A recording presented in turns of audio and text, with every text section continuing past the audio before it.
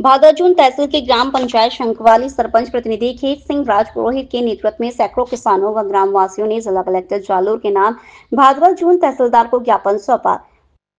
प्रतिनिधि मंडल ने कहा कि अत्यधिक वर्षा होने के कारण पटवा, हल्का, शंखवाली व ओकारा पादर में खरीफ की फसल की खराबी का आकलन, फसल कटाई प्रयोग करवाकर पारदर्शी तरीके से काश्तकारों को रूबरू करें।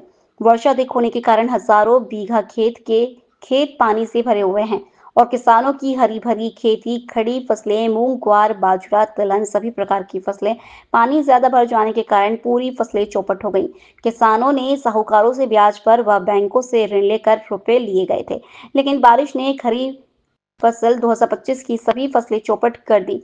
मारवाड़ का किसान खून के आंसू रो रहा है। गांव के सभी किसानों ने ज्ञापन के जरिए मांग की है कि समय पर गिरदावरी करवाकर किसानों व आम ग्रामीणों को राहत प्रदान कराएं। लोकल जिले का ग्लोबल तक की खबरों के लिए देखते रहिए सच्ची रिपोर्ट।